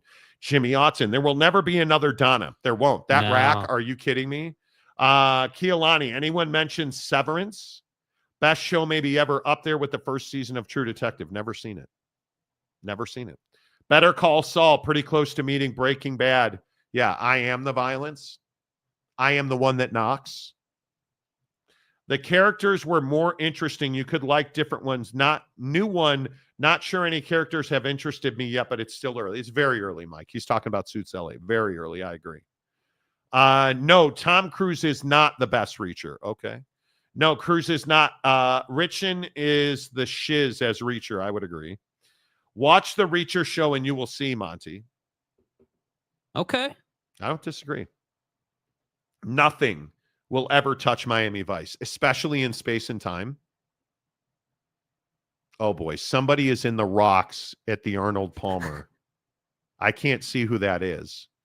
They're moving rocks against the water to try and hit a golf ball. Is that Nick Taylor? That's an RBC patch on his that sleeve. is Nick Taylor, yes. I don't even have to see his head. Is that sad that I know Nick Taylor has a Royal Bank of Canada patch on his own? And he's an Adidas guy. Yeah, well, it's good to see him playing in the Arnold Palmer now that they, again, stop the tariffs again. Ooh. He's hitting. I couldn't do it. Dude is hitting out of rocks. Yeah, Kerry Russell, Gumby. Lovely. Love the Gentleman movie. I like the series on Netflix as well. You guys have good taste. Walker, Texas Ranger. Yeah. Diplomat, good as well. Do you really like the Diplomat, Mike? I loved it. I love Diplomat. You guys should watch Diplomat. Okay. Hard Not to Be with Kerry Russell starring in it. And she's such a strong. I love a series that has espionage and intrigue and features a strong female character. Yeah. I absolutely love it. Oh, The Assassin Show. Oh my, The Jackal. Oh, dude. You would love The Jackal. Oh my God. The Jackal is so good. Am I the only one that's watched The Jackal? It's so good. I haven't seen it yet. I am the one who knocks. Damn right you are. Best ending for a show ever might have been the end of 6 Feet Under. Could be. Rock, I think the way that they end shows, Sopranos was terrible. Yeah. I think some of the ends to some of the series were just the final episodes. MASH is the bar. Well, didn't Suits suffer from that as well? Yes. If I remember, right? The ending on that was just kind of... Yeah. Designated Survivor's good. Designated Survivor was good. Have not watched The Jackal yet, you guys. Jesus. The Jackal is unbelievable. Yeah. Whoa, comment dump. The Recruit series is okay. Have you guys watched Night Watch? I haven't even heard of Night Watch. What is that? I can't remember what that's called. Night Work? I can't remember. Rock and Rant 24 has some amazing seasons, but Incan's 24 was. Dude. 24 was hot as hell in its day. Dude, I love 24. Loved it. Bjorn Ironside. Oh, you're talking about Vikings. Vikings was good. Really, really good. MASH, Breaking Bad, 6 Feet Under, all nailed it. Yes, I agree. Early 24 seasons, the best. Night Agent. Thank you, Mike Smith. Night Agent was really good. British TV greater than US TV. The acting and plots are just better, and the production value is better. I don't disagree with you. Yes, sir. 6 Feet Under, absolutely best ending. Great series. Great. See, like, this is what's great about this show. Mm-hmm. Yeah, we could be talking about the NFL. We could be talking about we're going to talk about the Lakers in 1 minute. But we can talk about TV. Yeah, I feel like people need a reprieve right now from sports, honestly. I feel like a lot of people are burned. You know what I thought was interesting? How many DMs I got yesterday on why sports is suffering with millennials. Mm-hmm. Mainly because so many millennials watch the show. Mm-hmm. But I think it's a really interesting conversation about millennials and the damage that millennials do, or if you look at baseball in particular, yeah, with Shohei Ohtani or Mike Trout's probably the best example of guys who want nothing to do with the media. Mm-hmm. But what's happening? Like, I'm watching Arnold Palmer and the Arnold Palmer Invitational in the studio. Yeah. If you look at how important it is now, they do on-course interviews. They wear earpieces. Because they know they have to bring people in and keep them way in, right? more interactive. Major League Baseball suffers from that. It's why Mike Trout being an Anaheim Angel is a disaster. But baseball is trying to work in more on the field stuff, but they haven't been able to do it in the regular season yet. I think the changes baseball made to the game damaged the fan base. 100%. And I think that Rob Manfred's just trying to make the game faster, and I don't think that that's the point of baseball. I think it's a strategic game. It's not a speed game. I think the strike zone appeal thing is going to be a huge hit. I think people will. Well, we have a picture of the technology in there. Like, I like the technology. The strike zone thing is fine. I'm good with that. I'm good if you want to allow a hitter or a pitcher to protest a ball, but not a belly itcher, to protest a strike or ball call. I'm good with that. That's fine. I actually think that's great for the game.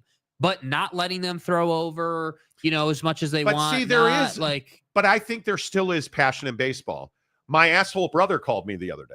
Yeah, what was that? That was crazy, dude. Yeah, I hadn't talked to my brother for a stretch. And so he calls me, and what's the first thing he does? He bitches about the White Sox. Not how are you, not how are things. Hope you're good. He bitched about the White Sox. There's passion in baseball, right? There's passion in baseball. I think when we look at the strike zone thing, I think when you look at what the strike zone is, this is what the strike zone appeal thing is. Yeah. And I think it's really good. I think it works. It's simple. It's not clunky. And you can appeal balls and strikes. I don't remember the exact rules and regs on it yet. Yeah. How many you get or whatever. But a hitter can absolutely do it. And I think it's genius. Yeah. It takes 10 seconds. Was it a ball? Was it a strike? Boom. No question. It is. My point is, millennials are absolutely impacting the way this world is spinning. The axis with which the globe spins is being pushed and pulled by millennials. Yeah, we just don't have a lot of athletes right now that are huge personalities, which is tough. But even more than that, not only do you not have gravitational athletes, you don't have millennial sports fans that are watching the game the way the pimp daddy generation, Gen Xers did, and boomers before that. And you go back over time, when people are shocked, and I'm not flexing or. Here we go. People are like, why do you have Cubs season tickets? You don't live in Chicago. Just talking to a guy I work with yesterday. Yeah. Asked me that exact question because I'm a diehard Cub fan. Mm-hmm. And I'm going to Chicago for a week. And it's a business. It's a business write-off. It's an expense. It's a for-profit enterprise for me. And he's like, oh, I never thought about that. Do you think I should have a side hustle? What? Should you? What? So I think it was a really interesting conversation. You guys knocked it out of the park with that yesterday. I really appreciate it. I think it depends on where you grow up, like Chicago or Detroit. Absolutely, Eric. Yeah. Right. And if you grew up in where, like Eric is a Detroit guy, I'm a Chicago guy. You have passion for sports. They're good. Detroit's a great sports town. Right. And you're living and dying. And I have to think, and Eric, I don't know what you think, but the Lions are going to win a Super Bowl in the next decade. I would have to think. Do you understand the transformational moment that will be? Yeah. You remember how pumped Detroit was when the Tigers were good? You remember how pumped I was when the Cubs were good? Mm-hmm. And they win the World Series, and I was emotionally paralyzed for half a minute. Yeah.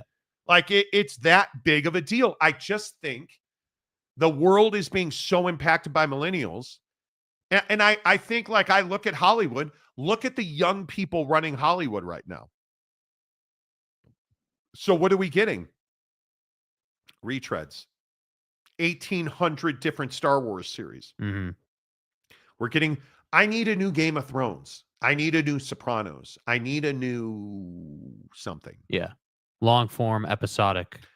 We're getting Suits LA. We're getting retreads of everything. TJ Beck.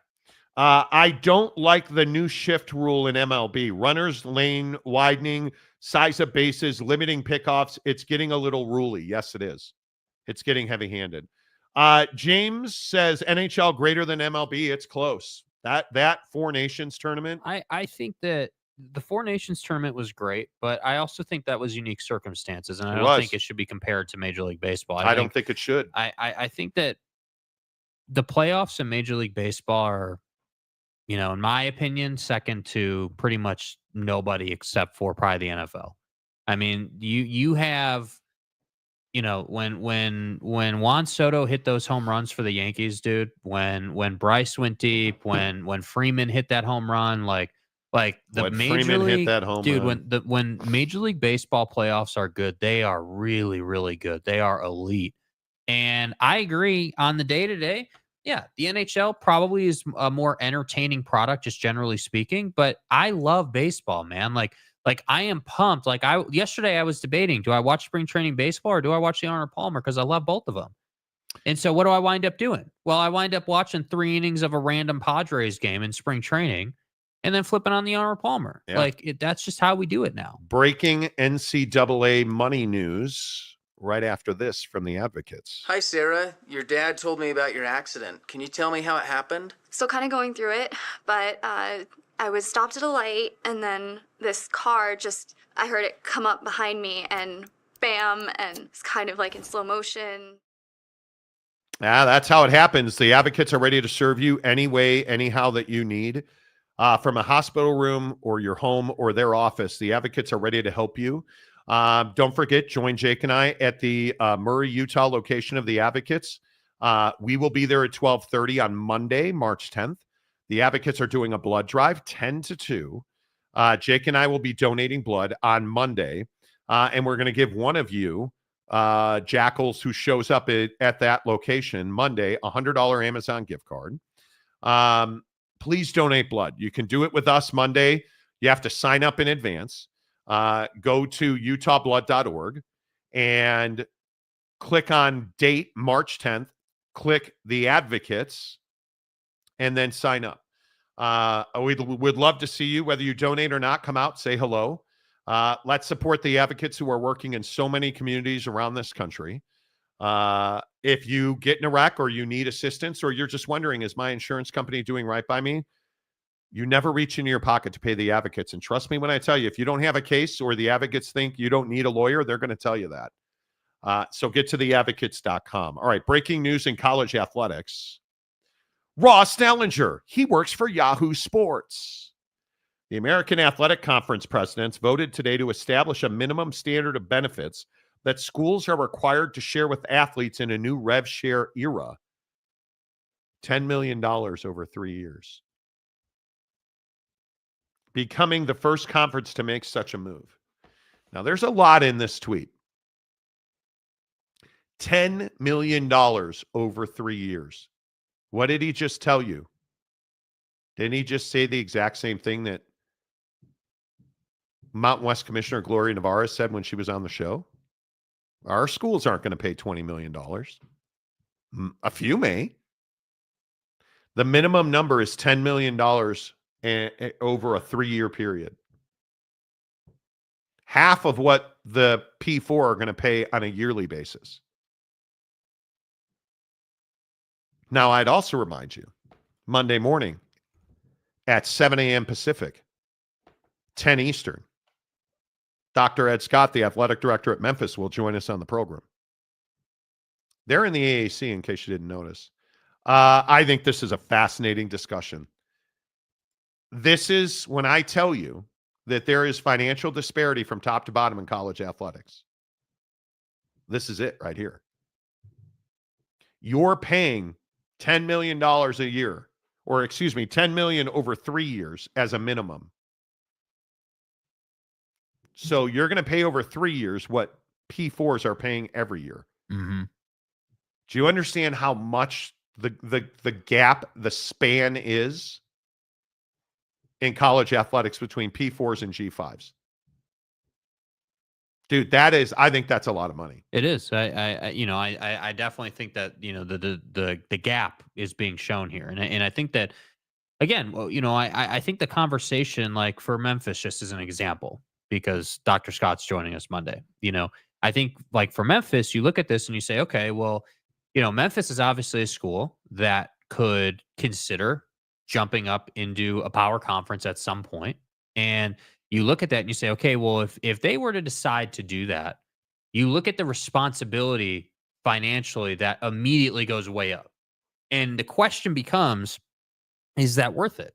Or is this a better setup for Memphis in this case, or whichever school you want to point I think to? that's a huge question. And furthermore, I'd also point out, again, when you think about other happenings around college football, like the new entity being formed, the Super League, and like when things like that start happening and your schools at Memphis's level or other schools at that level, you're looking at this and you're saying, okay, well, this ship is going to sail. This is going to happen. Are we getting on that thing or are we not? And what makes sense for our situation? Because 10 million over 3 years is a hell of a lot different than 20 million per year.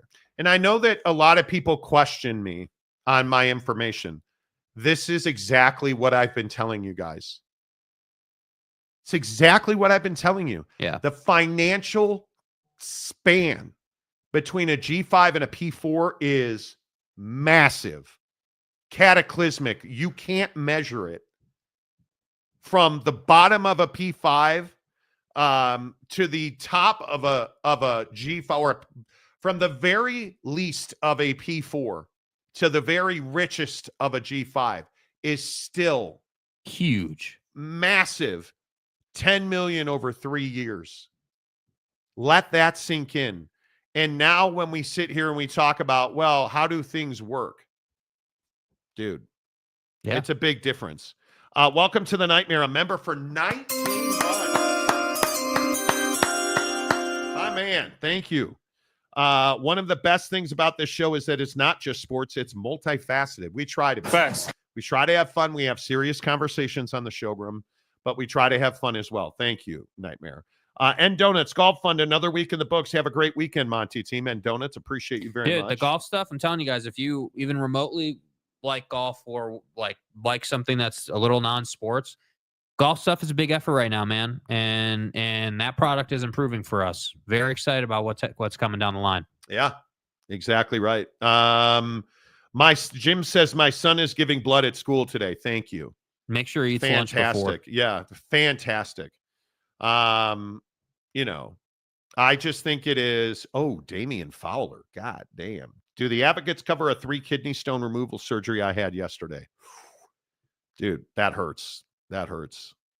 Real men just piss out the kidney stones. Ooh. Nah. Dude, a pipe ain't made to pass that. Ooh, that hurts.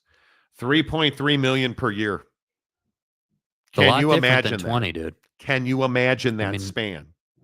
That's huge. I think about like the Utah BYU NIL conversation we were having earlier. Like, think about the difference in NIL donations and funding at the power level versus the G5 level. Like, it's a massive gap. And again, I want to make it clear, it doesn't make Memphis or Pac-12 schools or Mountain West schools or whoever you want to look at, doesn't make them bad schools. It's more just a want to conversation. You used Harvard earlier in the week. Harvard. They're not concerned about athletics. Like, they have athletics, but they're not trying to win, college football games. Walking around that campus, they're not worried about IPFs. Yeah, dude. That's not they're worried about creating legal professionals and the highest level of legal professionals. They're worried about That's exactly right. Pushing forward the best minds in the world so that they can be the best version of themselves. And there's nothing wrong with that. So anytime you hear someone say, oh, well, the G5 school doesn't want to compete, they're broke. No, it's not that they're broke. It's that they have other initiatives and maybe athletics is not, the prime thing. I think that's exactly what this is, TJ. I think that it is the beginning of an arms race. You're seeing, and again, Super League, you're looking at the G5 setting themselves up in a business model. They have to structure their fixed costs. They have to know every month, every quarter, every year, this is how much football is going to cost me. Basketball, badminton, an esthetician school. This is how much it's going to cost. Yeah. Right? I think you're exactly right, TJ. John Dry, I think the Mexican taxpayers probably have to pay for the service academy's share. Well, Golf of America. Both MLB and NFL have only 18 minutes of actual live action in a 3-hour game. Soccer gives you a guaranteed 90 minutes of action. Well, I wouldn't go that far. Just because the ball's in play doesn't mean there's action. I'm a diehard European football fan. This is why soccer fans think American sports are boring and why Americans think soccer's boring. So there are a lot of 90 minutes of action that have no action, right? Nick says, I think smaller colleges will start passing the NIL bill to its students. I think smaller colleges will stop having NIL bills. Yeah. They're not, you don't have to pay it. You don't have to partake. This is exactly what I have been telling Monty through text the last year or so. Exactly right. Thanks for the membership, whoever gave it to me. You're welcome. Thomas Reed. Missed the earlier part of the show for work. So who are the Big 12 expansion options? There aren't any. The Big 12 is not currently trying to expand. You can rewind, by the way. Nick says memberships are overrated. Apparently. Hit the like button. Yes, please. Where are we at on viewership? Yeah, we've had way over. Wow, big for a Friday. Over 2,000 views and only 52 likes. I need to be better about it. Hello, everybody listening across all of our platforms. We appreciate you. If you're watching on X, Facebook, if you are watching on Spotify, TikTok, wherever you find the Monty Show, please come to YouTube, subscribe, and hit the like button. It really helps the channel grow. Mile High Phil, Work Golf League starting soon. Can't wait. Nothing to look forward to more than playing 9 on a Monday night. Helps the Monday work week start. Dude, it is, bro. It is life. I said to my wife yesterday, it's already in only Thursday. I feel like time flies by, but then you're like, damn, it's only Thursday. Bro, tomorrow when I'm sleeping at 8 o'clock, I will be very happy. Man, that Friday night, going to bed on Friday night, when you get up at 4:10 every day. Turning off the alarms on your phone when you go to bed is something just glorious. Not having to, leave my wife in bed at 4 a.m. Not having to time warp in the shower at 4:15. Dude, when I was naked in the shower this morning, I had such a fight with the Costco shampoo bottle. Now, was this shampoo or conditioner? Shut up. So I'm trying to open the shampoo bottle while I was nude in the shower this morning. And the Costco shampoo, I use Costco shampoo. It's good shampoo. Yeah, Kirkland. I use Costco shampoo. Macaque. And it has a little sticker so that you can't open it in the store. I could not get that sticker off that bottle of shampoo this morning, so I just manned up. Yeah, I just took the whole lid off and just poured the whole thing out, Monty. No, I just turned the dispenser until the sticker tore. It was one of those mornings, This ain't a scene, it's a goddamn arms race. That's exactly right. That's right. John Dry, the Big 12's option is everyone in the ACC except Miami, FSU, Clemson, Northern for sure. You guys, and again, I'm happy to reset. Yeah, let's reset it. Do it again. Here on the Monty program, we were talking this morning about Big 12 expansion and all of the jackwagon shows saying that this is happening and taking this bite from Pat 40 and saying that he's reporting it's happening. Is he? I think, honestly, you're going to have schools, I would imagine, that are, on the shorter end of this stick. They're going to be looking at their options and saying, you know what? I'm Louisville. I'm Pittsburgh. How's Big 12 doing? Do we need to possibly look at going someplace else where we're going to get a better revenue shake? I wouldn't say it's out of the question for schools that aren't just, steeped in loyalty to the ACC and maybe feel like they have been handed a bad deal here. So, I don't say they're going to get up and leave now, but you watch in 5 years and see what the possible exit plans. So he never said it was happening. This was a conversation that a bunch of people on the interwebs blew up to. Hey, they're moving. They're not. There is from sources directly involved, there is no effort to expand the Big 12 right now. None whatsoever. And people in the Big 12 tell me they do not see that happening for a minimum of 2 years. And it will be completely dependent on where the college football playoff goes. The money, that system. And I'll just go back to what we exclusively reported yesterday, that capital firms have met with the major stakeholders in college football TV, and they are discussing a college football super league, a new entity.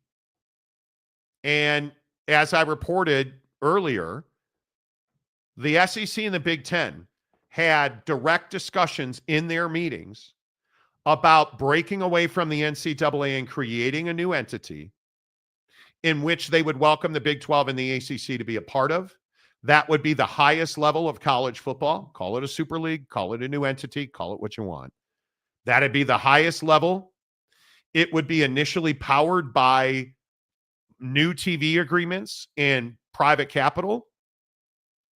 And you would essentially break away from the NCAA, form this new entity that would govern college football, and you would create a new ecosystem that is very straightforward. I think there's no doubt. I talk to people every day in college football and athletics who want nothing to do with human beings making choices about whether or not they should be in the college football playoff. Multiple sources in college football and college athletics have confirmed to me that they don't want conjecture. What they want is a certainty of, if I win enough games, I'm getting into the richest pot of college football championship games.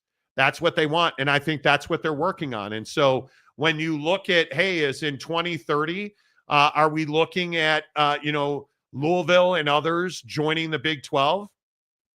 As Pat Forty said, sure, that's possible. Is it possible that, I can lose 150 pounds and eat perfect? Yeah, it's possible. Is it going to happen? No, it's not going to happen. Is it going to happen now? Absolutely, it's not going to happen now. Work in 2-year windows. Yeah. Nothing in 2030 does anybody have control of. Nobody knows what's going to happen in 2030. It's 5 years away. College football happens in 2-year windows. How long and how much notice did SC and UCLA give the Pac-12? 2 years. When you look at the realignment, you look at Texas and Oklahoma, 2 years. You look at the notice, it takes at least 12 months. And this is the story we broke exclusively here on the Monty Show. June 1st is the deadline for the exiting members of the Mountain West. And now apparently Jackal up in the Great Northwest is reporting our story as his own.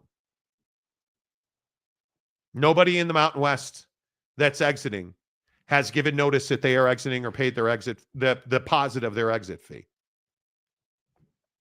It happens in year windows. You don't just all of a sudden wake up on Friday and Virginia's in the Big 12. And I think something that you guys got to be careful with is just the shock value of the, big time air quotes, reporting. You have to take a second and connect dots here. So, the Pac-12 thing. Hey, the Pac-12 is crippled or the Mountain West is crippled and the Pac-12 has them over a barrel and, the Pac-12 is in the driver's seat and the Mountain West can't do anything. Okay, well, how exactly does that work if you go through everything that we know, right? Like, you have to go through it and say, okay, well, all this, again, air quotes, reporting about Louisville and Pitt leaving the ACC for the Big 12 in 5 years. It's not reporting. It's just a conversation that was happening on a podcast.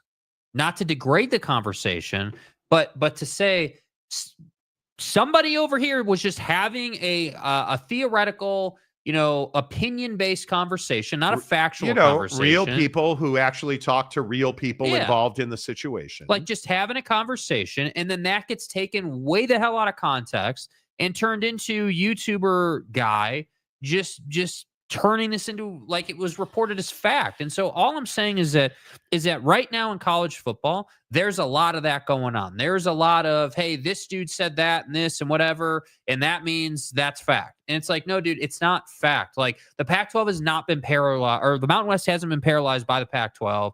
Louisville and Pitt are not leaving the ACC anytime soon. And ultimately, we're going to figure out real quick, like with the Pac-12 Mountain West thing, who actually is in a strong position. Because my feeling is the Mountain West still has a Pac-12 over a barrel. That's my opinion. But we're going to find out real quick. To your point, June 1st is the deadline. So, yeah, I don't think that there is, and I don't know that we have a single Pitt fan on this show, but Pitt is not of great desire to the Big 12. If the ACC would have melted down, this is a completely different conversation. Mm-hmm. Does Pitt and West Virginia have a relationship? Certainly. Does that mean Pitt is of value to the Big 12? It does not. And I think a lot of this is like contingency plans. Okay, like the reporting we had that Brett Yormark has talked to everybody. And back when we talked about, hey, like Duke and Brett Yormark had some conversations. Well, a lot of this stuff is like, hey, if this scenario takes place. So as an example, if the ACC melts down and is no longer in existence, we're Louisville. Where are we going to go? We got to have those plans in place. That doesn't mean that you're going to leave the ACC and just go to the Big 12 willy-nilly. Like, it's different. And I think the other thing is, like, I look at these universities we talk about. Pitt's an example of this. UNLV in the Mountain West. Oh, UNLV's going to the Pac-12. Maybe, possibly at some point, never, ever. Oh, they have a grant of rights. As I reported exclusively, they have a grant of rights. They're not going – like, that's what you're getting. Yeah. And you're disrespecting the people involved in the process. Yeah. I can only tell you with certainty, the people I speak to in college football, the Big 12 is not expanding. It's not expanding in the next 2 years. And people in college football do business in 2-year windows. You look at when BYU or look at the Mountain West in the Pac-12. Yeah. Are they talking about the 2025-26 season? No. They're talking about the 2026-27 season. 2 years from now. That's the business, the nature of the business. And I just think you look at the ACC contract. Was it good for the people at the bottom of this conference? No. But maybe if you were trying to win every game you played in, and look at the Big 12. I say this all the time. Yeah. Hey, Baylor, maybe if you were trying to win every game that you played in, you wouldn't be at the bottom of the conference. Houston, Tech, TCU, Oak State, Utah. If you were trying to win every game you played in. And trying to win every game you played in isn't just on the field. It's right now in NIL and in the portal and building your roster and putting, facilities moving forward and all that. Yeah, it's wild to me. Louisville would be a better fit than Pitt for sure. I think if we're going to play the would-be, could-be, if the ACC had melted down and it didn't, you're looking at, I think the first phone calls the Big 12 would make in Duke and Carolina. I think they would have a chance at Duke. They would have no chance at North Carolina. Yeah. North Carolina is going to the Big 10, in my opinion, and if not, the SEC. And I think you Duke would have is tied to North Carolina too. I would totally agree with that. You would have no shot at Clemson. You would have no shot at Florida State. Yeah. Now, could you get NC State, Louisville? Could you get I don't even think Miami's not going to the Big 12. Yeah. I probably have an irrational amount of respect for what Miami is. That's a really good athletic department that is going through some tough times. Yeah, and I think you can look at programs and say, hey, like, this is a Big 12 program if they were to leave. This is a Big 10 SEC program. Like, I'm telling you, Miami's an SEC program. Yeah. Florida is going to put up a hell of a fight to keep Florida State out of the SEC. I don't think the SEC wants Florida State. Yeah. Do you understand the write-down Florida State would have to take to join the SEC financially? It would be a financial disaster if those teams were to leave the ACC right now because they don't have a home. Yeah. So could I see Louisville, NC State? Yes. What about Syracuse? Are you telling me that Syracuse football that's gotten better, but Syracuse basketball, which is kind of mediocre? I think Syracuse would be a brand you'd have to look at. You have to look at it.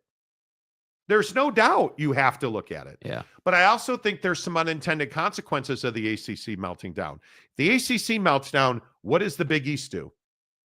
Because I think UConn wants out of the Big East. I think everybody's aware of that. That would trigger a wave of realignment that I don't think any of us can comprehend. I truly do not. Pitt practically gives away home football tickets. West Virginia games are their biggest seller, no question. You're not. I don't have anything against Wani and Pitt. Right. I don't have anything against. Well, and again, I think that the case for Pitt is West Virginia. That's it is hey, West Virginia's in the conference already. We want to keep that rivalry alive. We want to make sure that we continue to keep that game going and make it and keep it important, not just to play the game, but to have it have conference ramifications would be great. It's much like the BYU Utah conversation before Utah was in the conference. That was part of why it was so exciting they joined the conference, because we get the Holy War every year and it's related to conference play. So I just think that again, you can look at schools and you can say, okay, well, Wake Forest for the Big 12, not sure what the obvious value proposition is, right? Like, obviously they're a solid school. Okay, they have the athletic department, great. But Louisville is a much more obvious fit for the Big 12. Pitt is a much more obvious fit for the Big 12 at that much point. more obvious, right? fit. Like obviously, like NC State. People look at NC State and say, "Well, what's the obvious fit there?" Well, the obvious fit is basketball. They're really a basketball school, and sometimes they play good football. Sometimes, so I think that people want to be like, "Oh, well, Miami's going here and there," and it's like, no, dude, Miami's never going to the Big 12. That doesn't make sense. I think the Big 12 would love to have Miami's a really would be who great. wouldn't? Who wouldn't? JC, facts versus fiction and emotions is a tough pill to swallow all the time. It is. Totally agree. Maryland is just drinking the tears of all ACC that was calling them a traitor for being a founding member and leaving. Even with a smaller payout, they still make more than the ACC they do. Didn't Pat 40-ounce swam for Northwestern? This is football, Pat. LOL. I don't know what that means, bro. Lost. Mayor of Montytown. Trust me, bro. The Big 12's adding Utah State, Utah Tech, Snow College, BYU Idaho, and Salt Lake Community College. I think that's you're out of your freaking mind. I think that's correct. Right. Yes. Yeah. It is what it is. Here's a hot take from Rock and Rant, a Miami fan.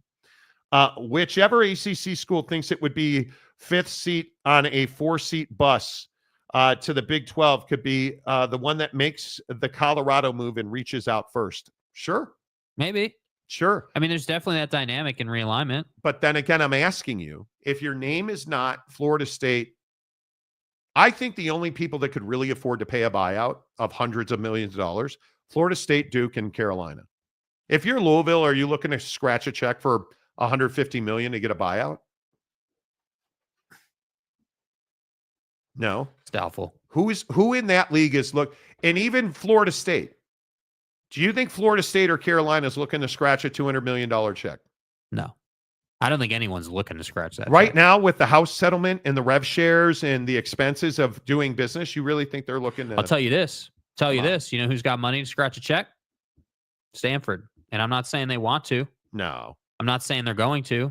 But when you talk about schools and you talk about their financial health, some schools have that extra, hey, as I like to call it, the get out of trouble fund. Yeah. Where you're in a bad spot, you need to buy your way out.